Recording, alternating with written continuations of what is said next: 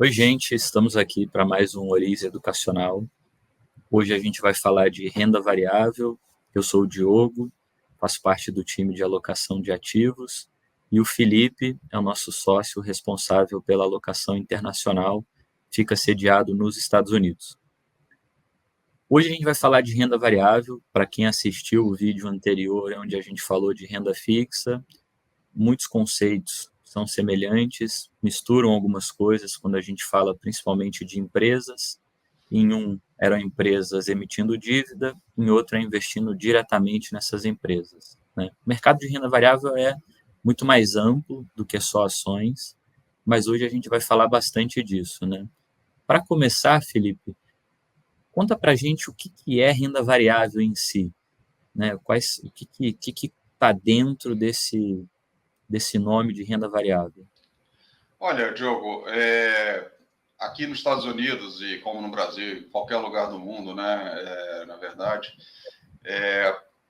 a gente se refere normalmente à renda variável quando a gente fala de investimento em ações de empresas que a gente faz através da bolsa, né? Aí no Brasil, normalmente a gente fala, vou investir em bolsa, né? Uhum. Investir em bolsa, no final das contas, nada mais é do que você investir numa ação de uma determinada empresa, né? A bolsa, ela não é em si um investimento. A bolsa, ela é um lugar que você que é negociada, que são negociadas essas ações dessas empresas, né? As ações simplesmente são é um pedaço pequenininho de uma empresa, né?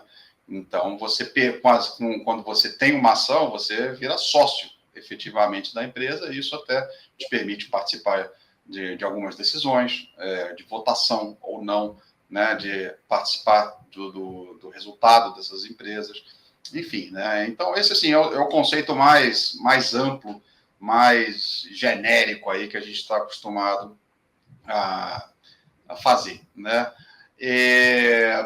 Obviamente, como você mencionou, é um mercado muito mais amplo, principalmente aqui nos Estados Unidos, né? Aqui nos Estados Unidos você Uhum. tem mercados muito desenvolvidos que são derivados dessas ações, desse mercado de renda variável. Então você tem, por exemplo, um mercado enorme de fundos de investimentos que investem em ações. Você tem ETFs, que são também negociados, que tem como ativos, né, dentro, que compõem, que são compostos de ações. Você tem ações preferenciais, enfim, você tem uma série de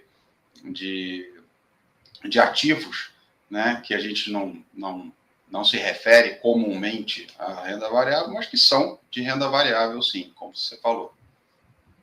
Legal. Acho que de fato, quando a gente falou antes de renda fixa, tem vários instrumentos, mas em geral a gente tem alguma ideia do quanto cada um daqueles ativos vai render, pelo nome renda fixa, né?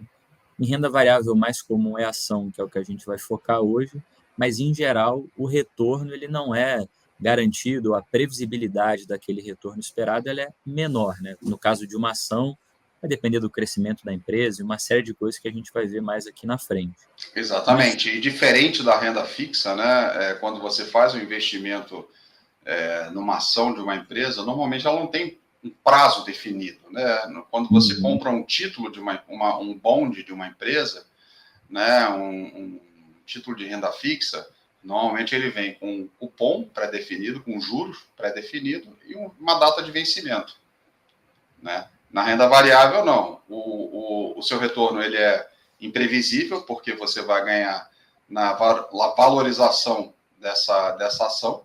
Isso vai depender da economia, vai depender das decisões que a empresa tomar, dos resultados da empresa. Tudo isso é imprevisível, né? E também dos dividendos, que também são imprevisíveis, né? Então, é exatamente isso. Você fez um bom ponto, né? A renda variável ela é variável porque você não sabe aonde vai exato, ter esse retorno, né? A sua sim, previsibilidade é muito baixa. perfeito. E é interessante porque às vezes a gente fala ação e o investidor associa muito como algo de risco e não necessariamente como ele estivesse se tornando sócio de uma empresa, né? Explica para a gente um pouco melhor, Felipe, como que funciona esse Depara, né? Como que uma empresa passa a ter uma ação listada em uma bolsa de valor? Como que é esse processo? Como isso funciona?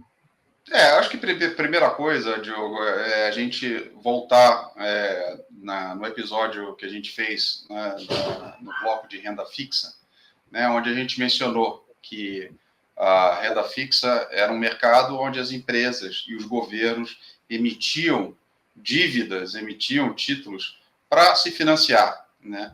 Quando a gente olha no mercado de renda variável, ele nada mais é do que uma segunda alternativa que as empresas têm de levantar dinheiro, né? Uma empresa que quer investir numa nova fábrica, quer fazer uma expansão de produção, enfim, qualquer coisa que demanda dinheiro, ela pode emitir dívida, né, através do mercado de renda fixa, ou pode vender uma participação dessa empresa, que é a ação, né? Então, quando a empresa ela emite ações, normalmente ela vende essa participação para os investidores institucionais, investidores individuais, dentro de um ambiente organizado, que é a Bolsa de Valores, e ali são transacionados essas ações, né? Então, é assim que funciona, né? Primeiro, uma empresa que ela precisa de dinheiro, ela precisa definir se ela vai querer se endividar ou vai querer vender uma participação da empresa no mercado de ações, né? Se ela decidir ir para o lado das ações, ela faz um IPO, que é a primeira oferta pública de ações, e essas ações elas passam a ser negociadas dentro de uma bolsa de valores. Perfeito. Acho que é legal esse quadro aqui. Às vezes ele pode parecer com muitas caixinhas, mas acho que a mensagem que a gente quer passar é exatamente essa, né, Felipe? Uma ação é um pedaço de uma empresa. Investir em ação é investir numa empresa. E é Exatamente interessante isso. que, quando a gente olha, mesmo aqui no Brasil, várias empresas que estão no nosso dia a dia, que a gente consome, convive com elas, não são empresas brasileiras, né? Por exemplo, o computador aqui em que eu estou gravando isso com você é um computador da Dell, que é uma empresa americana, né? Provavelmente o seu celular é um Samsung ou Apple. Então, as empresas que estão no nosso dia a dia são empresas internacionais, principalmente americanas, né? Como Exatamente, que que são negociadas aqui. e como é isso na prática? Assim, qual é o tamanho desse mercado? O quanto dele está nos Estados Unidos ou está fora? O Diogo, eu acho que isso né, é quase que, se você olhar, né, esse não é um fenômeno apenas brasileiro, né? Se Sim, você olhar, você citou a Dell, por exemplo, né? A Dell, certamente, ela está na maioria da vida aí do dia a dia de um europeu, de um japonês, né? Do resto do mundo inteiro. A Apple, o iPhone, por exemplo, é a mesma coisa, né? Você não precisa estar nos Estados Unidos, né? O mundo inteiro tem iPhone, né? Então, hoje, como você falou, né? Grande parte das empresas americanas são multinacionais, né? Então, o mercado que elas operam acaba sendo um mercado muito maior, né? Não só porque a economia americana ela já é muito maior, mas ela também tem essa abrangência global, né? Como você comentou. E isso, obviamente, se reflete na participação que as ações americanas, né, que a Bolsa Americana tem num contexto global. Hoje a gente vê que assim, mais de 40% de todas as empresas que são negociadas em Bolsa de Valores pelo mundo inteiro, mais de 40% estão dentro dos Estados Unidos, né? Então, se você pegar o segundo e terceiro colocado, né, China e Europa, as duas somadas não chegam nesses 40%. Então, é uma discrepância muito grande, né? Porque a economia americana é muito maior, ela é muito mais dinâmica e também tem essa questão da abrangência das empresas que são negociadas aqui que você bem mencionou. Legal. Quando a gente fala de investir em ações, aqui no Brasil é muito comum o termo de ação ordinária, preferencial. Acho que isso está se tornando ou vem se tornando menos relevante aqui no Brasil. Mas como que é isso aí fora? Também tem essa classificação de ação ordinária, preferencial? Sim, tem. Normalmente, quando a gente fala, né, do que é negociado em bolsa, né, a renda variável, normalmente a gente está se referindo aqui a ações ordinárias, né? Ações ordinárias são aquelas que te dão direito a voto, quer dizer, você pode participar um pouco mais das decisões da empresa.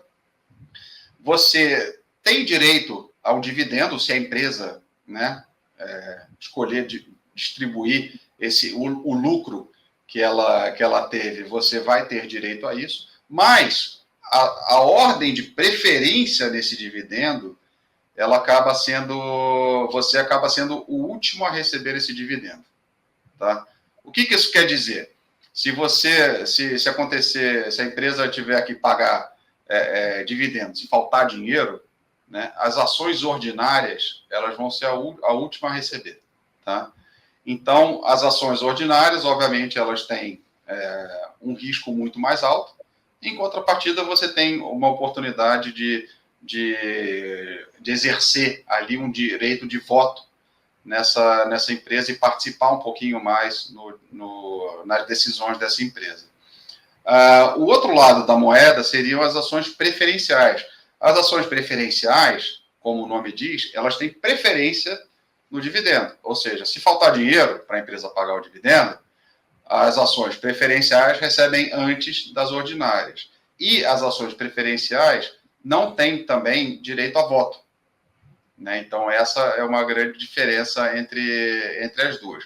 Aqui nos Estados Unidos, em via de regra, as ações preferenciais elas se comportam mais como um título de renda fixa, onde você tem dividendos pré-definidos, né? E esses dividendos eles têm preferência no recebimento em relação às ações ordinárias, né? Então, quando você compra uma ação preferencial de uma empresa, você tem garantido ali, né, enquanto a empresa estiver viva e podendo pagar esses dividendos, né, você vai recebendo esses dividendos em um percentual pré-definido, da mesma forma como uma debênture, um bonde de uma empresa que paga juros a cada semestre, trimestre, enfim, né? Então, as ações preferenciais aqui nos Estados Unidos elas têm essa característica, elas são mais parecidas com um instrumento de dívida do que com um instrumento de uma ação ordinária que tem um comportamento que oscila muito mais, né? Muito mais imprevisível. É um pouco diferente do que a gente vê aqui no Brasil, né? Principalmente para aquele investidor que busca dividendos, renda de alguma forma, é interessante se atentar a isso, né? Agora, Sim. Felipe, tem muito estilo diferente de empresa, né? De ações. Tem empresa conhecida como empresa de valor, empresa de crescimento. Quais são esses principais tipos de empresa? Olha, aqui tem a Muitas, gama. né? Não, são muitas, exatamente. São muitas. É muito diversificado o mercado aqui. A gama de setores que a gente tem disponível é muito grande. A gente vai entrar nesse ponto depois. Mas eu diria assim, Diogo, eu acho que tem três que a gente mais comenta, né, no nosso dia a dia. São as três mais conhecidas, né? Primeiro são as blue chips, né? As blue chips são aquelas empresas mais tradicionais, que já têm um balanço muito sólido, uma recorrência de resultado muito grande, são grandes pagadoras de dividendos, têm uma previsibilidade de resultados grandes. Então, são assim, aquelas ações da economia mais tradicional, né? Em contrapartida, você tem o Growth Stocks. Growth Stocks nada mais é do que empresas que normalmente são novas empresas, né, que estão em plena expansão, em plena fase de crescimento, portanto, os resultados são muito mais imprevisíveis. Normalmente, essas empresas elas não pagam dividendos, ou quando pagam, pagam muito pouco, porque os lucros costumam ser revertidos dentro para a própria empresa, né? Então é muito mais imprevisível, né? É um negócio muito mais imprevisível. Em contrapartida, o potencial de ganho dessas ações é muito maior do que uma blue chip, tá? E por último, eu acho que é uma coisa que a gente costuma falar bastante aqui também, são value stocks. Value stocks, na verdade, são empresas normalmente mais parecidas com blue chips, né? Empresas que já têm um balanço aí bem estabelecido, uma previsibilidade de resultados grande, mas que estão sendo negociadas abaixo do que seria o preço justo dessas ações, né? Então, essas seriam ações que estão baratas, né, por assim dizer.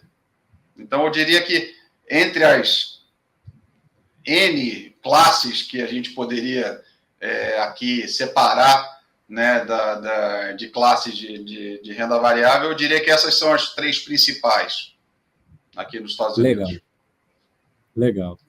E indo para a prática, assim, né, ações, índices. Aqui no Brasil, por exemplo, a gente só tem uma bolsa, né, que era a antiga Bovespa, hoje B3. Aí tem várias, né? Tem a Nova York Stock Exchange, tem a Nasdaq, e tem vários índices, diferentes empresas. Conta um pouco para a gente como é que é essa distribuição, quais são as principais bolsas, falar um pouco do índice.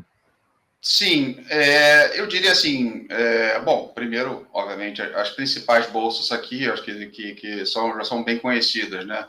É o S&P, né, onde são negociadas as 500, exatamente, as 500 maiores empresas que, né, compõem esse índice S&P, da mesma forma que as ações que são negociadas na B3 compõem o índice Bovespa.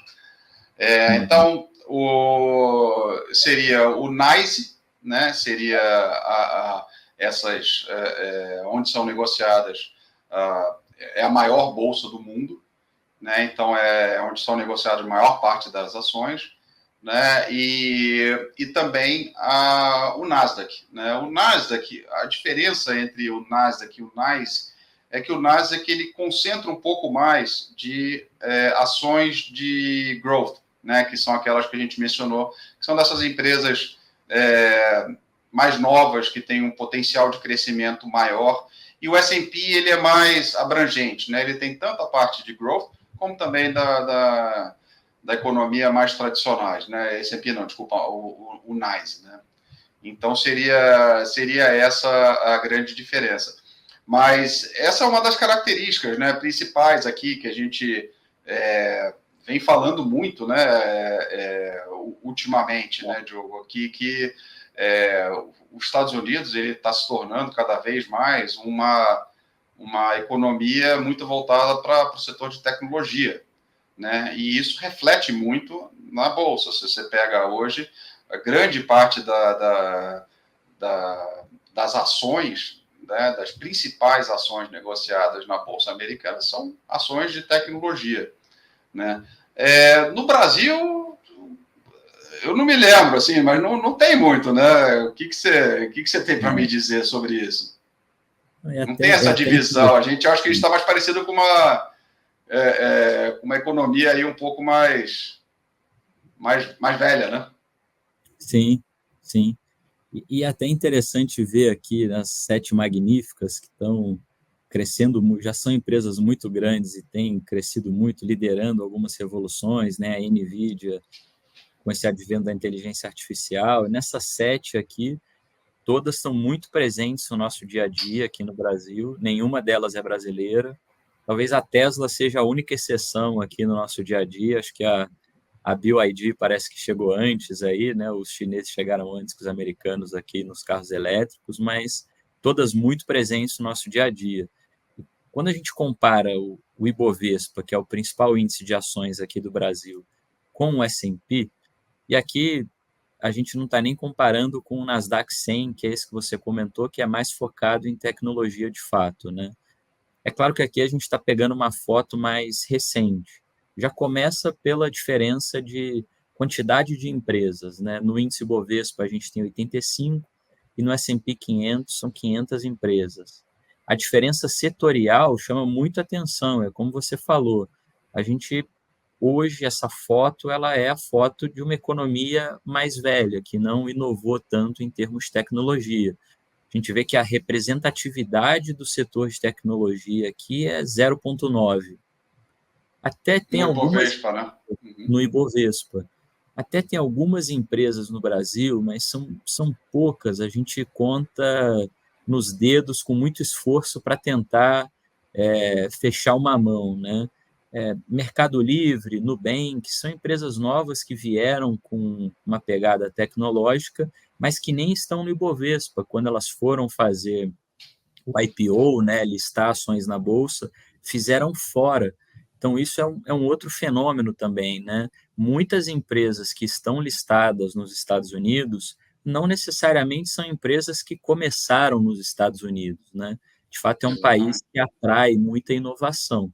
Quando a gente olha a cara do Ibovespa, talvez ela tenha a mesma cara nos últimos 20 anos, né? O maior Ou setor, mais, ou mais de mais, 20.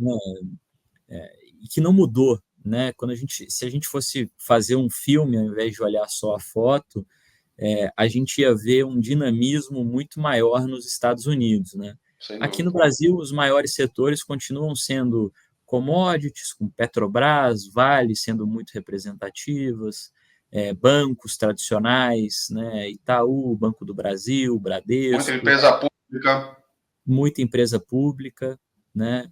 Petrobras e Banco do Brasil têm uma representatividade grande. E quando a gente olha lá fora, 33% do índice, mesmo com 500 empresas, são empresas de tecnologia, né? Um setor que foi muito mais dinâmico e foi um filme mais interessante de acompanhar do que aqui no Brasil, né? Sem dúvida. E isso, como a gente falou aqui ao longo do vídeo, investir em ações é investir em empresas, isso deveria se traduzir em retorno também, né? Comparar duas histórias muito diferentes, com dinamismo e inovação diferentes, isso no fim do dia se traduz num retorno diferente. Quando a gente olha aqui, e até dando um passo para trás, quando a gente fala de alocação de ativos, é muito importante o investidor que está aqui no Brasil olhar para fora também, né? Tem Sem esse dúvida. fenômeno do home bias, né? A gente investe o risco que a gente tem já está no Brasil, o nosso trabalho, não ter uma parte do patrimônio acumulado lá fora, que tem um filme, uma história muito diferente para contar do que a história aqui do Brasil, realmente não faz muito sentido, né? A gente tem que olhar mais para fora. Esse gráfico aqui acho que ilustra muito isso. Tirando até a diferença aqui de composição das empresas e como foi a evolução desse filme, tem a diferença do câmbio também.